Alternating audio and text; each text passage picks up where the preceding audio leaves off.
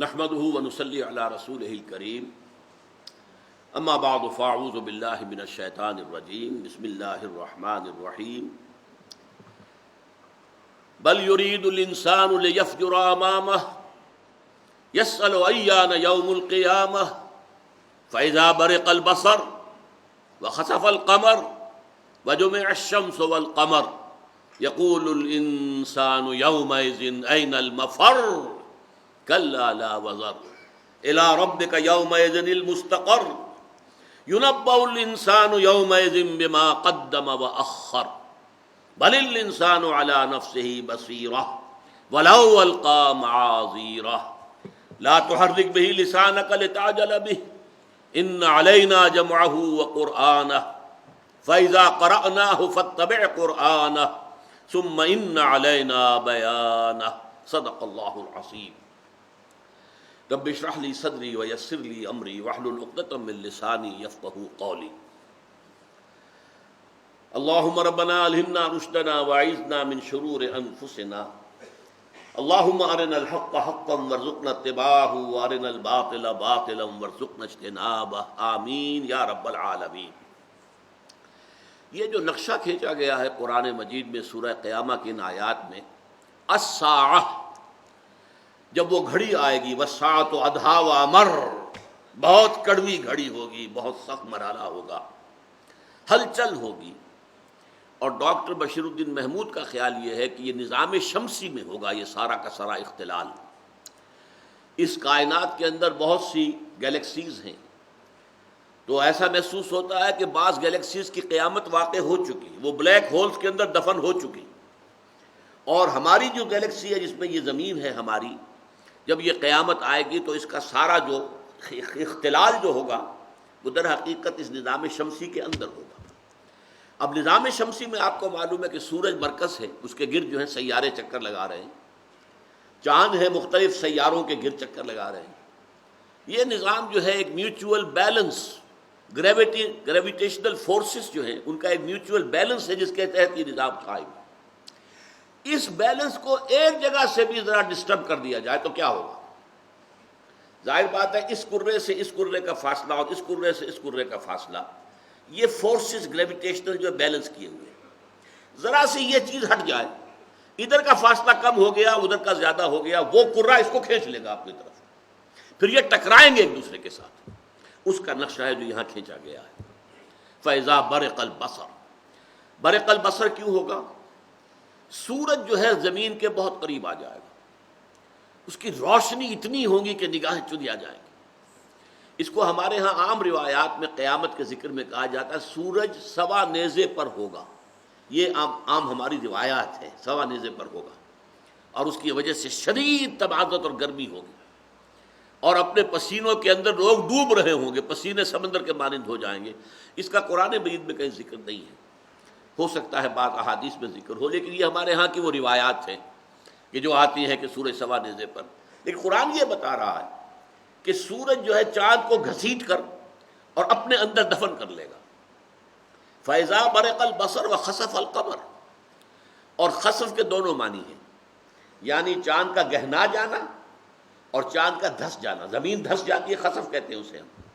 خسف القمر وجمع الشمس والقمر، اب یہ سورج اپنی جگہ پر ہے، چاند اپنی جگہ پر ہے، چاند تو صدر حقیقت زمین کے گرد چکر لگا رہا ہے، زمین سورج کے گرد چکر لگا رہی ہے، لیکن ایسا اختلال کوئی ہوگا اس نظام شمسی کے اندر کہ چاند جو ہے وہ سورج کے اندر دھس جائے گا۔ اب یہ جب کوئی ہوگا تو یہ انسان جو ہے اس دن کہے گا این المفر، یعنی آج منطق جو ہے لڑا رہا ہے، بڑے بہانے بنا رہا ہے، کیسے ہوگا جب ہم ہڈیاں ہو جائیں گے، اذا کنا عظاما ورفاتا ائنا لمبعوثون خلقا جدیدا، کیسے ہو سکتا ہے، ہیہات لما توعدون، انہونی بات ہے، انہونی بات ہے، نہیں ہو سکتا، ناممکن ہے، یہ کیا کہہ رہے ہیں، یہ انہونی بات۔ لیکن یہی انسان اس روز جو ساری اس کی جو اکڑ فونی ہے، وہ جو سارا جو اس وقت تکبر کے ساتھ اور تمرد کے ساتھ جو ذکر کر رہا ہے، اس وقت جو ہے ڈر کر کہے گا ہے کوئی بھاگنے کی جگہ، این المفر، فرار سے بنا ہے، دوڑ ڈالا، مفر جہاں پر دوڑ کر انسان پناہ لے لے۔ کلا لا وزر، بتا دیا جائے گا نہیں، ہرگز نہیں۔ اور یہ بتانے کی ضرورت نہیں، صورتحال خود بخود جو ہے وہ روشن ہوگی۔ بس خود لا وزر، کہیں کوئی جائے پناہ نہیں ہے، کوئی ٹھکانہ نہیں ہے، کہیں پر بچنے کی، بھاگ جانے کی کوئی جگہ نہیں۔ الی ربک یومئذ المستقر، اس دن تو تمہارے رب ہی کے حضور میں جا کھڑے ہونا ہے، کشاں کشاں جاؤ گے وہیں پہنچو۔ بلکہ قرآن مجید میں تو نقشہ کھینچا گیا ہے کہ قبروں سے جب نکلیں گے تو ایسے دوڑیں گے جیسے کہ کسی پکارنے والے کی پکار پر دوڑے چلے جا رہے ہیں، اور وہ اس میدان حشر کے اندر، وہ حشر جو ہے جہاں تک معلوم ہوتا ہے قرآن مجید سے، اسی زمین پر ہوگا۔ قصہ زمین برسر زمین، اس زمین پر رہتے ہوئے ہم نے جو اعمال کمائے ہیں ان کے ضمن میں حساب کتاب یہی ہوگا۔ سورہ فجر میں فرمایا کہ خود اللہ تعالیٰ نزول الہ فرمائیں گے، وَجَاءَ رَبُّكَ وَالْمَلَكُ صَفًّا صَفًّا كَلَّا إِذَا دُكَّتِ الْأَرْضُ دَكًّا دَكًّا، جس دن کے زمین کو کوٹ کوٹ کر برابر کر دیا جائے گا۔ سورہ طٰہٰ میں بھی آیا اور بہت سی جگہوں پر آیا ہے، نہ کوئی اونچ رہ جائے گی، نہ نیچ رہ جائے گی، نہ پہاڑ ہوگا، نہ غار ہوں گے، کچھ نہیں ہوگا، پوری زمین ایک ہموار چٹیل میدان۔ بلکہ بعض جگہ آتا ہے اسے کھینچ لیا جائے گا، وَإِذَا الْأَرْضُ مُدَّتْ، زمین کو کھینچ لیا جائے گا۔ جیسے گیند ہے، اگر کرمچ کی گیند ہے، کوئی ربڑ کی گیند ہے، گول ہے، لیکن اس کو اگر دونوں اس جگہ سے پکڑنے کی کوئی جگہ ہو اور آپ اس کو کھینچیں تو نتیجہ کیا نکلے گا؟ درمیان میں سے پچکے گی اور اس کا جو ہے وہ بیس بڑا ہو جائے گا۔ تو زمین اذا الارض مدت والقت ما فیہا وتخلت واذنت لربہا وحقت، سورۃ الانشقاق میں آیا ہے، جس دن کہ زمین کھینچی جائے گی، اس کو پھیلا دیا جائے گا۔ اور سورۃ الفجر میں فرمایا اذا دکت الارض دکا دکا وجاء ربک والملک صفا صفا، جس دن کے زمین کو کوٹ کوٹ کر ہموار کر دیا جائے گا۔ لا تری فیہا عوجا ولا امتا، آج تو تمہیں نظر آ رہا ہے یہاں سے یہ وادی ٹیڑھی جا رہی ہے، یہ پہاڑ کھڑا ہے، یہ اونچا ہے، یہ کھائی ہے، کچھ نہیں ہوگا، برابر ہموار زمین۔ اتنا بڑا میدان چاہیے، پوری نوع انسانی کو جمع ہونا ہے، آدم سے لے کر آخری انسان جو دنیا میں آیا ہوگا اس وقت تک، ان سب کو حاضر ہونا ہے اور ان کو کھڑے ہونا ہے اللہ کے حضور میں۔ تو کتنی جگہ چاہیے گی ان کے لیے؟ تو زمین کو کھینچ کر ہموار کر کے اور اسے بالکل سیدھا کر کے سپاٹ کر کے وہیں پر میدان حشر ہوگا۔ وَجَاءَ رَبُّكَ وَالْمَلَكُ صَفًّا صَفًّا وَجِيءَ يَوْمَئِذٍ بِجَهَنَّمَ، اور جہنم بھی اس روز لے آئی جائے گی۔ میرا گمان یہ ہے جہنم اسی زمین کے پیٹ میں ہے، اس زمین کے اندر جو بھی مواد ہے، جو گرمی ہے، جو حرارت ہے، جو کہ لاوا جب نکلتا ہے کہیں کسی آتش فشاں سے، تو کیا چیز نکلتی، کہاں سے نکل رہی ہے؟ اسی زمین کے پیٹ میں وہ آگ ہے۔ اور آپ کو معلوم ہے جب کھینچا جائے گا، گیند کو کھینچا جائے گا تو اس کے درمیان میں اگر کوئی شے ہے وہ باہر آ جائے گی کہ نہیں؟ تو دکت الارض دکا دکا وجاء ربک والملک صفا صفا وجیء یومئذ بجہنم یومئذ یتذکر الانسان وانى له الذکریٰ، اس دن انسان کو ہوش آئے گی، ہائے کاش کہ میں نے اللہ کو مانا ہوتا، اللہ کے رسول کے بات پر کان دھرا ہوتا، کاش کہ میں نے اپنے ضمیر کی آواز کو سنا ہوتا، کاش کہ میں سیدھے راستے پر چلا ہوتا، وَأَنَّىٰ لَهُ الذِّكْرَىٰ۔ لیکن اس روز کی یہ یاد دہانی، اس روز کا یہ سبق حاصل کرنا، جس کو کہ شاہ عبد القادر نے لفظ استعمال کیا چیتا، یہ جو پرانی اردو ہے آج سے تقریباً سمجھیے 200 سال پہلے، 100-150 سال پہلے کی، تو یہ چیتا پنجابی میں بھی چیتا کہتا، چیتا آ گیا، یاد آ گیا۔ تو یوم یتذکر الانسان، انسان چیتے گا اس دن، سب کچھ اسے یاد آ جائے گا، اپنی ساری خرابیاں بھی سامنے آ جائیں گی، کیا کچھ کر کے لایا ہے وہ بھی ابھی آگے آ رہا ہے، وہ بھی اس کے سامنے آ جائے گا۔ وَأَنَّىٰ لَهُ الذِّكْرَىٰ، اس روز چیتنے کا فائدہ کیا ہوگا؟ اس روز ہدایت مل بھی گئی تو کیا حاصل؟ اب تو امتحان ختم ہو چکا، اب تو نتیجے کا اعلان ہونا ہے بھائی۔ وہ تو امتحان ہو رہا تھا، 3 گھنٹے ختم ہوئے تھے تو اعلان ہو گیا تھا، سٹاپ رائٹنگ، تمہاری موت کے ساتھ تمہارا امتحان کا وقفہ ختم ہو گیا تھا۔ اب تو یہ رزلٹ ڈکلیئر ہونے کے لیے تمہیں جمع کیا جا رہا ہے۔ جیسے ہائی اسکول میں جب سالانہ امتحان کے نتیجے بیان ہوتے ہیں تو بچوں کو کھڑا کیا جاتا ہے سامنے، اور وہاں اس وقت نتیجے کا اعلان ہوتا ہے، اس وقت تو تھپ کھڑی ہوگی پوری نوع انسانی اور ان کو نتیجے سنائے جائیں گے۔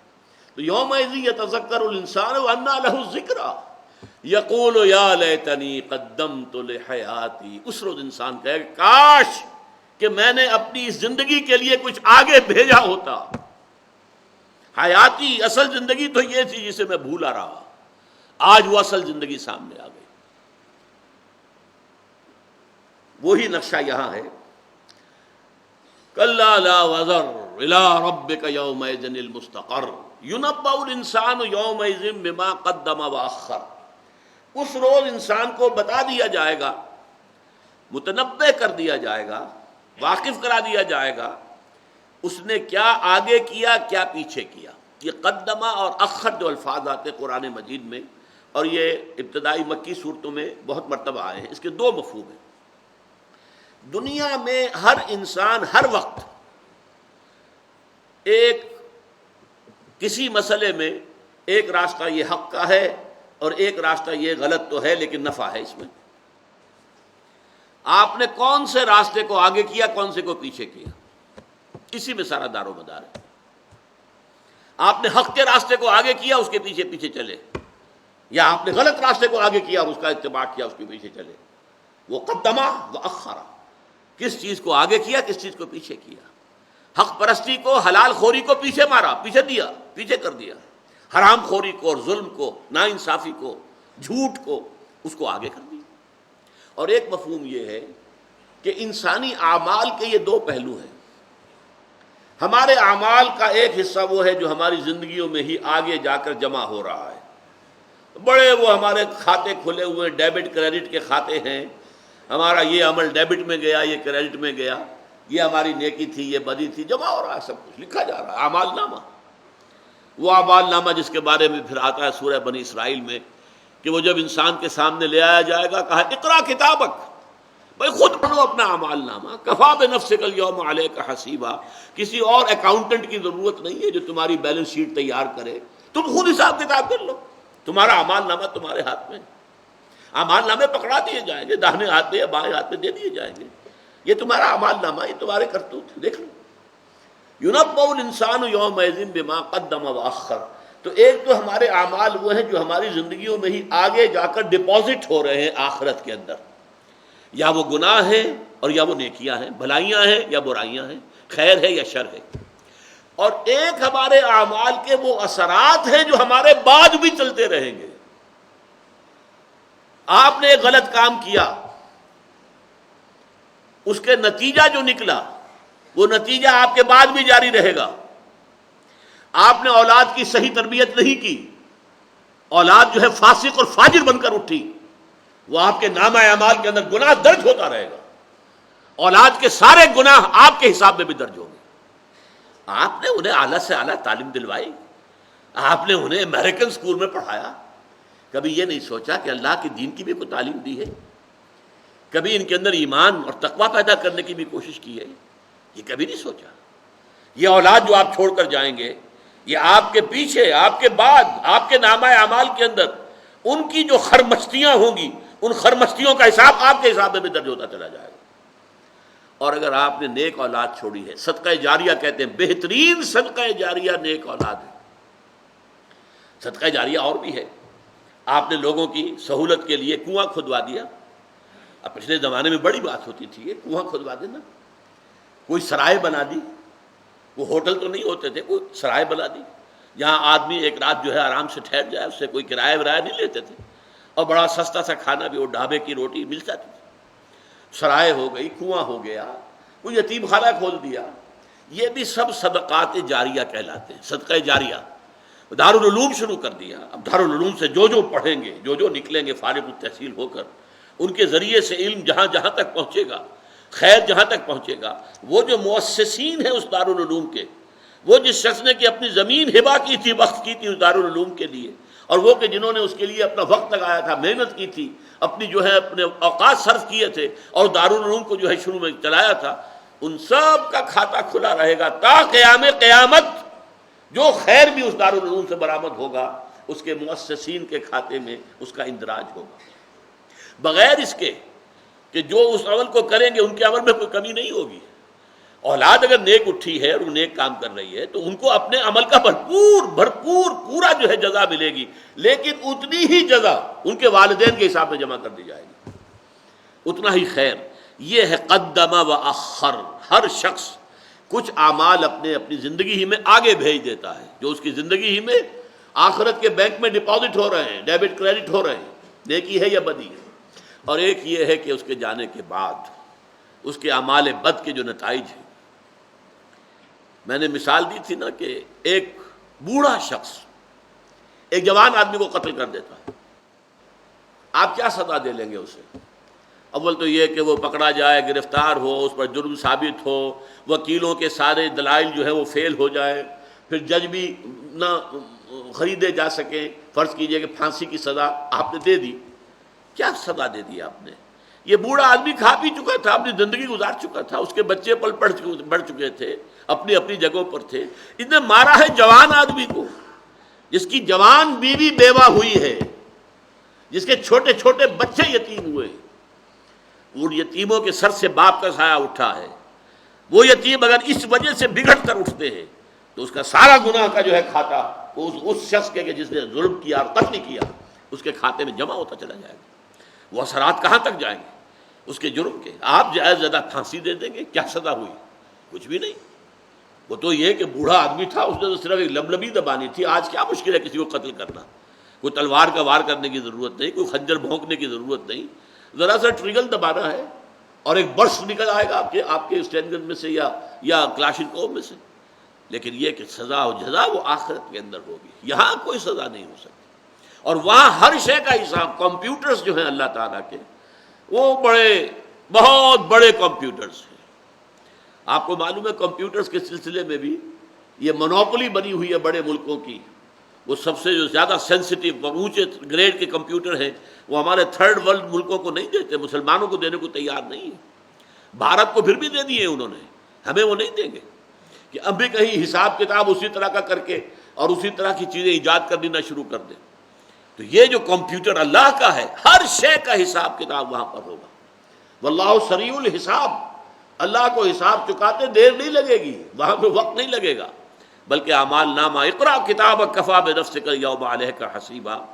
لیکن اب دیکھیے، ينبأ الانسان یومئذ بما قدم واخر، انسان کو جتلا دیا جائے گا اس دن کہ کیا اس نے پیچھے کیا، کیا آگے کیا، یا کیا پیچھے چھوڑا اپنے اعمال میں سے، کیا آگے بھیجا۔ بل الانسان علی نفسہ بصیرہ، اس کی بھی ضرورت نہیں ہوگی، انسان خود اپنے آپ پر بصیرت کا حامل ہوگا، ہر ایک کو معلوم ہوگا کہ میں کیا کر کے آیا ہوں۔ اس کی سادہ سی مثال یہ ہے جو میں نے عرض کیا کہ جب ہائی اسکول میں رزلٹ ڈکلیئر ہوا کرتا تھا 1 اپریل کو، مارچ میں امتحانات، 1 اپریل کو رزلٹ ڈکلیئر ہو رہا، تو جب وہ اسٹوڈنٹس کھڑے ہوتے تھے ان کے منہ پر، ان کے چہروں پر رزلٹ لکھا ہوا ہوتا تھا۔ معلوم تھا، جسے معلوم ہے کہ میں نے کچھ کیا نہیں، فیل ہونا ہی ہونا، چہرہ اترا ہوا ہوگا، اداس ہوگا۔ ہاں کچھ چہرے ایسے ہوں گے تر و تازہ ہوں گے، انہیں معلوم ہے ہم تو بہت اچھا کام کیا، ہم نے فیل ہونے کا کیا سوال، ہماری فرسٹ ڈویژن آ رہی ہے۔ ہاں تشویش ہے تو یہ ہے کہ فرسٹ آتا ہوں یا نہیں آتا، فرسٹ آتا ہوں یا سیکنڈ آتا ہوں، تو یہ ان کے چہروں کے اوپر لکھا ہوا ہوگا۔ بالکل وہی بات یہ ہے کہ بل الانسان علی نفسہ بصیرہ، انسان جو ہے وہ تو اپنے نفس پر خود بصیرت رکھتا ہے، اسے معلوم ہے میں کون ہوں، کہاں کھڑا ہوں، کتنے پانی میں ہوں۔ جان لیجئے ولو القی معاذیرہ، چاہے وہ کتنی ہی معذرتیں کرے، کتنے ہی بہانے پیش کرے۔ ایک شخص اپنی کہہ لیجئے قادر الکلام ہے، چرب زبان ہے، وہ اپنے کسی غلط کام کی توجیح کرے گا، اسے ریشنلائز کرے گا، اس کے لیے وجوہات بیان کرے گا، اس کے لیے طرح طرح کی توجیحات بیان کرے گا، اور ہو سکتا ہے کہ اعتراض کرنے والوں کا منہ بند کر دے، لیکن اس وقت بھی اس کا ضمیر اس سے کہے گا تم جھوٹ بول رہے ہو، تم نے مخالفین کی زبان بند کر دی ہے، لیکن ہو تم جھوٹے۔ اس کے اپنے اندر جس کی قسم کھائی تھی لا اقسم بیوم القیامہ ولا اقسم بالنفس اللوامہ، یہ نفس لوامہ جو ہے یہ جانتا ہے تم کیا ہو، کتنے پانی میں ہو، تمہاری حقیقت کیا ہے۔ تم کتنا ہی ریشنلائز کر لو، کتنا ہی اپنے طرز عمل کے لیے بہانے تراش لو، توجیحات کر لو، اس کے لیے کسی طرح کی جو ہے وہ تعویلات کر لو، لیکن وَلَوْ أَلْقَىٰ مَعَاذِيرَهُ، چاہے کتنی ہی وہ معذرتیں پیش کرے، اس کے اندر اس کا ضمیر اسے بتاتا ہے کہ تم یہ ہو اور یہ نہیں۔ اب اس کے بعد ایک دم رخ بدل رہا ہے، حضور سے خطاب صلی اللہ علیہ وسلم، لا تحرک بہ لسانک لتعجل بہ، اے نبی آپ اپنی زبان کو تیزی سے حرکت نہ دیجئے کہ جلدی سے اسے یاد کر لیں، ان علینا جمعہ وقرآنہ، ہمارے ذمے ہے اسے جمع کر دینا اور پڑھوا دینا، ثم فإذا قرأناہ فاتبع قرآنہ، اور جب ہم اسے پڑھوا دیں تو پھر ہمارے پڑھوانے کی پیروی کرنا، ثم ان علینا بیانہ، پھر ہمارے ہی ذمے ہے اس کی وضاحت، اس کا بیان۔ یہ جو چند آیات ہیں قرآن مجید کی، یہ بہت اہم ہیں، بہت اہم ہیں، بہت اہم۔ جمع و تدوین قرآن مجید کے اعتبار سے قرآن مجید ظاہر بات ہے سب کو معلوم ہے 23 برس میں نازل ہوا ہے، تھوڑا تھوڑا کر کے نازل ہوا ہے، نجمن نجمن۔ اب حضور پر جب وحی آتی تھی، آپ جیسے آپ حفاظ کو دیکھتے ہیں وہ یاد کرتے ہیں، تو حضور بھی اسی طرح بار بار دہرا کر کوشش کرتے تھے کہ یاد کر لوں، میں بھول نہ جاؤں۔ اللہ تعالیٰ نے سب سے پہلے تو حضور کو اس سے بری کر دیا، آپ سے یہ مشقت نہیں آئے گی، ہمارے ذمے ہے قرآن آپ کے سینے میں جمع کر دینا۔ یہ اللہ تعالیٰ کی شفقت ہے محمد الرسول اللہ صلی اللہ علیہ وسلم۔ آپ کو اس کے لیے مشقت اور سختی اور محنت کرنے کی ضرورت نہیں۔ لا تحرک بہ لسانک، اس قرآن کے ذریعے سے اپنی زبان کو تیزی سے حرکت نہ دیجیے کہ لتعجل بہ، کہ آپ جلدی سے اسے یاد کر لیں۔ اس میں ایک اور بات بھی ہے، آپ جلدی سے یاد کرتے تھے تاکہ دوسری وحی آئے۔ قرآن مجید سے عشق اور محبت اس درجے کی تھی حضور کو کہ آپ منتظر رہتے تھے کہ اگلی وحی آئے۔ اب اگلی وحی آئے گی جب آپ نے پہلی وحی یاد کر لی ہو۔ ظاہر بات ہے کہ جو اب یہ ایک بچے کی مثال ہے، وہ پہلا سبق یاد کر لے گا تو اگلا سبق دیا جائے گا نا۔ تو حضور اس وجہ سے بھی بڑی تیزی کے ساتھ حرکت دے کر زبان میں یاد کرتے تھے۔ قرآن مجید کے آپ چاہتے تھے کہ جلد از جلد نازل ہو۔ چنانچہ یہ سورہ مریم کے اندر یہ بات موجود ہے کہ حضور نے حضرت جبرائیل سے شکوہ کیا، آپ وقفے سے آتے ہیں، دیر ڈال کر دیتے ہیں درمیان میں، اور ہمیں آپ کا انتظار رہتا ہے۔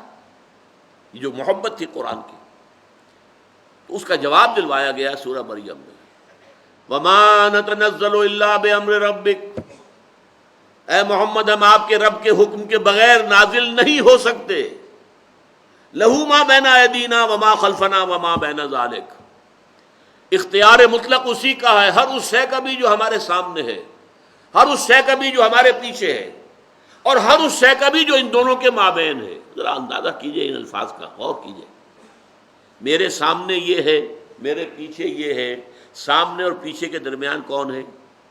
میں ہوں نا۔ لہو ما بین ایدینا وما خلفنا وما بین ذالک، یعنی ہمارا پورا وجود حکم الہی کا پابند ہے۔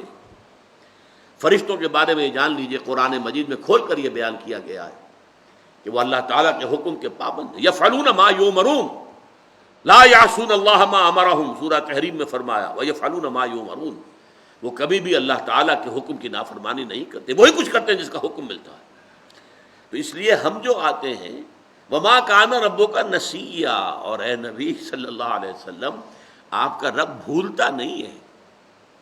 ایسا نہیں ہے کہ اللہ بھول گیا وہی بھیجنی، نہیں، معاذ اللہ ثم معاذ اللہ ثم معاذ اللہ۔ یہ اللہ تعالیٰ کی حکمت بالغہ ہے، وہ ایک تدریج کے ساتھ قرآن نازل کرنا چاہتا ہے، وقفے سے نازل کرنا چاہتا ہے، آپ کے دل کو جما دینا چاہتا ہے، آپ کی طبیعت میں ٹھہراؤ پیدا کرنا چاہتا ہے، لنثبت بہ فؤادک، تاکہ آپ کے دل کو ہم اس قرآن کے ذریعے سے تثبیت اور جماؤ عطا کر دیں، لہذا ہم اسے تھوڑا تھوڑا کر کے نازل کر رہے ہیں۔ یہ ہماری حکمت ہے۔ اس حکمت تدریج کے اندر جو تنزیل ہو رہی ہے، یہ ایسے نہیں ہے کہ اللہ تعالیٰ بھول گیا اور زیادہ دیر لگ گئی، نہیں، معاذ اللہ۔ اب دیکھیے الفاظ دوبارہ نوٹ کیجئے، وما نتنزل الا بامر ربک، اے نبی ہم نہیں نازل ہو سکتے مگر آپ کے رب کے حکم سے۔ آپ کا شوق اپنی جگہ، آپ کا انتظار اپنی جگہ، تو میرا شوق دیکھ، میرا انتظار دیکھ، آپ کا شوق، آپ کا انتظار اپنی جگہ، لیکن امر رب ہم نہیں نازل ہو سکتے۔ وما نتنزل الا بامر ربک، آپ کے رب کے حکم کے بغیر نازل نہیں ہو سکتے۔ لہو ما بین ایدینا، جو کچھ ہمارے سامنے ہے اس کا اختیار بھی اسی کے ہاتھ میں ہے، وما خلفنا، اور جو کچھ ہمارے پیچھے ہے اس کا اختیار بھی اسی کے ہاتھ میں، وما بین ذالک، اور سامنے اور پیچھے کے درمیان جو کچھ ہے، یعنی ہمارا وجود، وہ بالکل یہ اللہ کے امر کا پابند ہے۔ وما کان ربک نسیا، آپ کا پروردگار بھولنے والا نہیں۔ تو پہلی بات فرمائی لا تحرک بہ لسانک لتعجل بہ ان علینا جمعہ وقرآنہ، ہمارے ذمے ہے، ہم لیتے ہیں یہ رسپانسبلٹی، آپ کو اس کے لیے مشقت اور محنت کی ضرورت نہیں ہے، یہ قرآن آپ کے سینے میں ہم جمع کر دیں گے اور پھر اس کو پڑھوائیں گے۔ یہاں پڑھوانے کا مطلب کیا ہے؟ یہاں قرآن جو ہے، قرآن مجید کے لیے اس میں علم کے طور پر نہیں آیا، یہ مصدر ہے، اس کا پڑھوانا یعنی ترتیب۔ ظاہر بات ہے قرآن مجید کی ترتیب نزولی اور ہے، ترتیب مصحف اور ہے۔ ترتیب نزولی میں تو سب سے پہلے سورہ علق کی 5 آیتیں ہیں، پھر سورہ قلم کی 7 آیتیں ہیں، پھر سورہ مزمل کی ابتدائی آیتیں ہیں، پھر سورہ مدثر کی ابتدائی آیتیں ہیں، قرآن، اور پھر سورہ فاتحہ ہے، اور ترتیب مصحف میں سب سے پہلے سورہ فاتحہ ہے، اور پھر سورہ بقرہ ہے جو کہ مدینے میں جا کے نازل ہوئی۔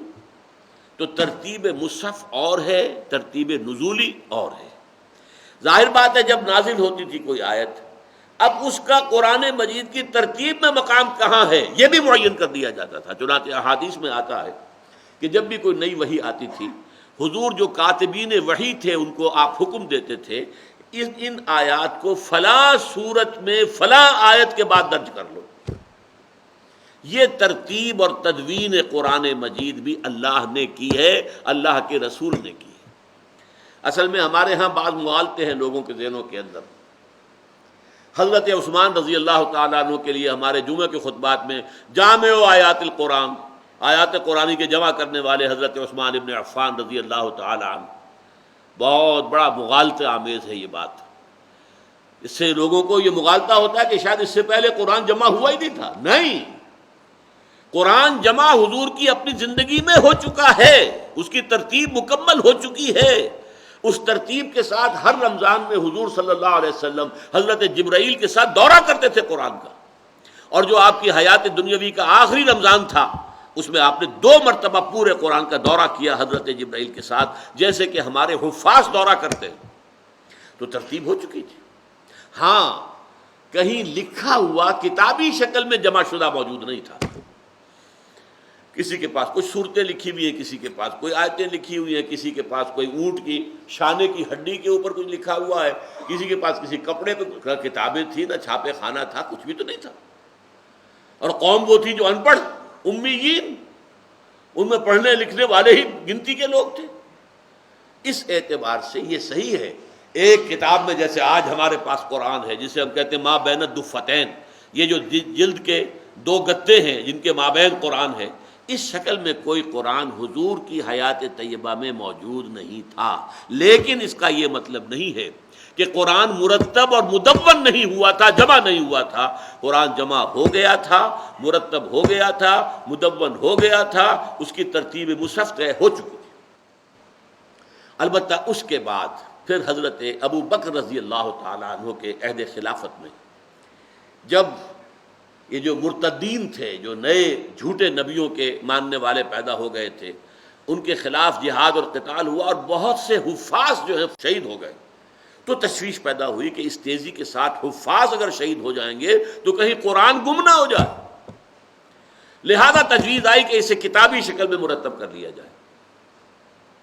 اس تجویز پر حضرت ابو بکر ریلکٹنٹ رہے بہت دیر تک کہ جو کام حضور نے نہیں کیا میں کیسے کروں، لیکن پھر دلائل جب دیے گئے تو مان گئے۔ اور پھر حضور حضرت ابو بکر کے عہد خلافت میں جو کاتبین وحی حضور کے زمانے میں کتابت کرتے تھے وحی کی، ان کا ایک بورڈ بنایا گیا، ان کے زید بن ثابت رضی اللہ تعالی عنہ وہ ان کے صدر بنے، اور انہوں نے پھر قرآن مجید کو ان بین الدفتین، ان دو گتوں کے درمیان جیسے کتابی شکل ہوتی ہے ایسی کتابی شکل میں جمع کر دیا۔ اب ظاہر بات ہے کہ یہ ہو گیا ہے حضور کے انتقال کے سال، سوا سال، 1.5 سال بعد، اس لیے کہ حضرت ابوبکر کا کل عہد خلافت 2 سال ہے، سوا 2 سال ہے، اس لیے وہ دیر نہیں ہے، وقفہ نہیں ہے۔ تو اولین جمع و تدوین قرآن حضور کے اپنے دور میں حیات طیبہ میں ہو گئی، لیکن وہ سینوں میں محفوظ تھا، کتابی شکل میں ابھی محفوظ اور مرتب اور مدون نہیں تھا۔ کتابی شکل میں پھر مرتب اور مدون ہوا ہے تو وہ حضرت ابوبکر کے عہد خلافت۔ اس کے بعد تیسرا مرحلہ آیا حضرت عثمان کے زمانے میں۔ شکل یہ تھی کہ جیسے آپ کو معلوم ہے پنجابی کی ایک زبان کا نام نہیں ہے، یہاں تک کہ امبرسری پنجابی اور تھی، لاہوری پنجابی اور ہے، گجرانوالے کی پنجابی اور ہے، لہجے مختلف ہیں، ساتھ پتہ چل جاتا ہے کہ یہ کون سی زبان بول رہا ہے، اور ذرا اور آگے چلے جائیں گے تو جانگلی پنجابی کچھ اور ہے۔ اسی طرح عربی بے شمار اس کے لہجے تھے، اور شروع میں یہ اجازت دے دی گئی تھی کہ ہر شخص، ہر قبیلے کے لوگ اپنے ہی لہجے میں قرآن پڑھ لیا کریں، اس لیے کہ ظاہر بات ہے کہ وہاں نہ کالج، نہ اسکول، نہ مدرسے، نہ دارالعلوم کہ ساری چیزیں سکھائی جائیں، تو سہولت اس میں تھی کہ اپنے اپنے لہجے میں پڑھ لیں۔ اب فرض کیجئے کہ ایک لہجہ جو ہے پنجاب میں کیا کہتے ہیں، چاقو کو کاچو، یا پٹھان کہتا کاچو، اب وہ کاچو ہی لکھ لیا انہوں نے۔ اس سے پھر فتنہ پیدا ہو رہا تھا کہ قرآن مجید کے رسم الخط کے اندر اختلاف آ رہا تھا، یہ لفظ چاقو ہے کہ کاچو ہے۔ یہ کام ہے جو کہ حضرت عثمان رضی اللہ تعالیٰ عنہ نے کیا، جتنے مصحف تھے سب جمع کر لیے گئے، اور پھر اس میں ایک رسم الخط طے کیا گیا، آفیشل، ایک اسکرپٹ، ایک رسم الخط، اسے رسم عثمانی کہتے ہیں۔ تو اصل میں حضرت عثمان نے پوری امت کو جمع کیا ہے ایک رسم الخط پر، جامع الامت علی رسم واحد۔ جامع و آیات القرآن غلط ہے، آیات القرآن جمع ہو چکی تھی خود حضور کی حیات طیبہ میں، آپ کے سینہ مبارک میں بھی، اور بہت سے صحابہ کے سینوں کے اندر جو حفاظ تھے، کتابی شکل میں نہیں۔ کتابی شکل میں جمع ہو گئی حضرت ابوبکر کے زمانے میں، لیکن پھر لکھنے میں فرق آنے لگا۔ اب دیکھیے مالک یوم الدین، مالک لکھنے کا ایک ذریعہ طریقہ یہ میم الف لام کاف مالک، ایک طریقہ یہ میم پر کھڑا الف اور لام کاف، الف علیحدہ سے نہیں آیا، یہ بھی مالک ہے، یہ بھی مالک ہے۔ لیکن مصحف عثمانی میں اسی طرح لکھا جائے گا، میم الف لام کاف نہیں لکھا جائے گا کبھی، میم پر کھڑا زبر اور لام کاف، مالک یوم الدین۔ یہ تعین کر دیا رسم الخط، اور حضرت عثمان نے پھر اس کی نقلیں کرائیں، اور بڑے بڑے جتنے بھی صوبے تھے، اس وقت تک تو اسلام بہت پھیل چکا تھا۔ تاشقند میں ایک نسخہ موجود ہے حضرت عثمان کا، اسی طریقے سے استنبول کے اندر ایک نسخہ موجود ہے، تو یہ نسخے جو ہے مختلف ممالک کے اندر پھر بھیج دیے گئے تھے۔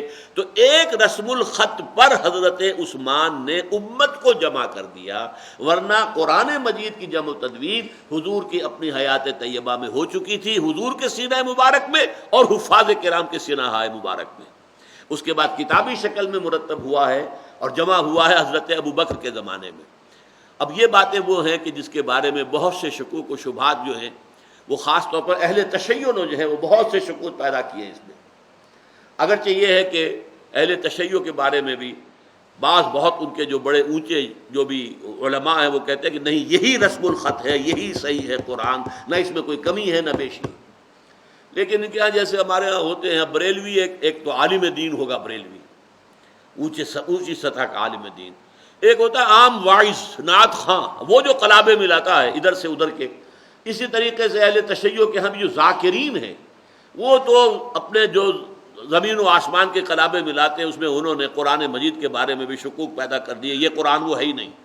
اصل قرآن تو حضرت علی کے پاس تھا، اور وہ پھر جو حضرت علی کے خاندان میں جو ائمہ اہل بیت ہیں وہ ان کے پاس منتقل ہوتا ہوتا حضرت مہدی کے پاس آ گیا۔ اب حضرت مہدی جو ہے 12ویں امام، وہ بھی غار کے اندر ہے، وہیں وہ مصحف بھی موجود ہے، جو اصل قرآن جو ہے وہ ان کے پاس ہے، اور وہ جب ظاہر ہوں گے امام مہدی تو اصل قرآن لے کر آئیں گے۔ یہ قرآن وہ نہیں ہے۔ وہ تو کہتے ہیں قرآن میں 40 پارے سے یہ 30 رہ گئے۔ قرآن میں ایک سورت تھی سورہ علی، سورہ علی کے نام سے بھی ایک سورت تھی، اللہ۔ تو یہ ساری باتیں ان کے ذاکرین کرتے ہیں جو ان کے بڑے علماء ہیں، اور خاص طور پر اب میں چونکہ ایران بھی ہو کر آیا تھا، وہ ایران میں میں نے دیکھا وہ کھل کر کہتے ہیں، ڈٹ کر کہتے ہیں کہ بالکل یہی قرآن ہے، ہم اسی کے قائل ہیں، کسی اور قرآن کے وجود کے ہم قائل نہیں ہیں، یہی قرآن ہے جس پر ہمارا ایمان ہے، اس میں نہ کوئی کمی ہے نہ بیشی ہے۔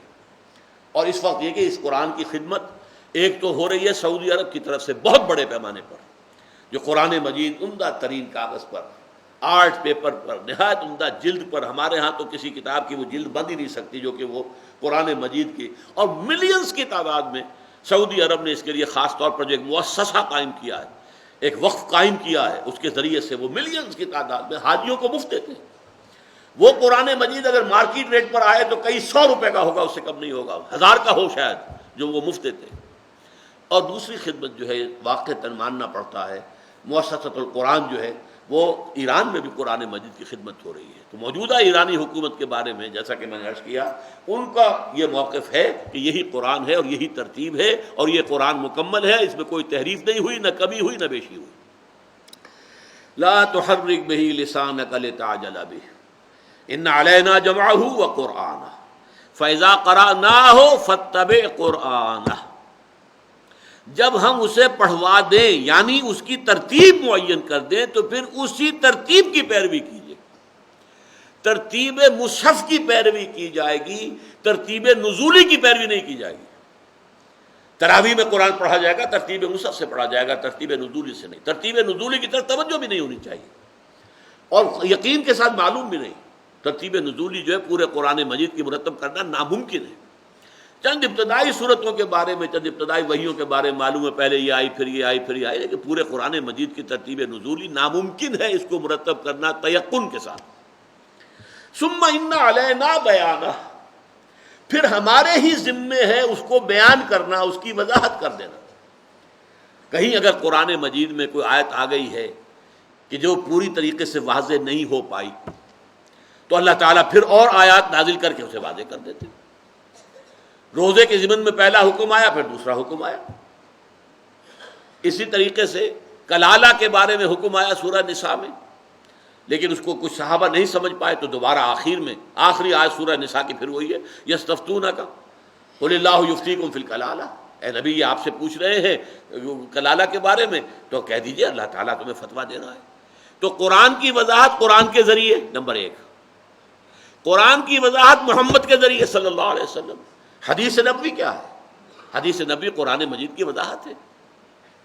اے نبی، ہم نے یہ کتاب، یہ ذکر آپ پر نازل کیا، نزلنا علیک الذکر لتبین للناس ما نزل الیہم، تاکہ آپ لوگوں کے لیے واضح کریں وہ شے جو ان کے لیے نازل کی گئی ہے۔ یہ فرض منصبی ہے محمد الرسول اللہ کا صلی اللہ علیہ وسلم۔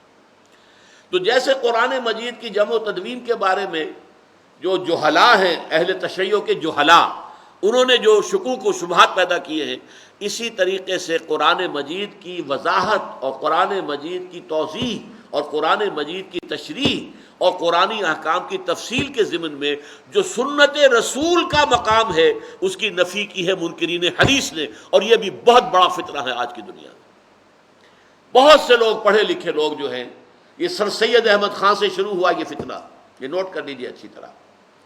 سر سید احمد خان ایک اعتبار سے بہت مخلص آدمی تھے، مسلمانوں کے مخلص، مسلمانوں کے سیاسی مفادات کے مخلص، یہ سب کچھ، لیکن انہوں نے مفسر قرآن ہونے کا جو ایک اپنے لیے ایک مقام حاصل کر لیا، اور متکلم قرآن بن گئے، علم کلام کے بہت زبردست ٹھوکریں کھائی ہیں، بڑی گمراہ کن باتیں کی ہیں۔ انہی میں سے ایک یہ جو ہے حدیث کا استخفاف، حدیث کی کمی، حدیث کی توہین، اس کا سب سے پہلا سرا جو ہے وہ سر سید احمد خان ہے۔ پھر اور بہت سے لوگ ہیں، بہت سے لوگ پیدا ہوئے۔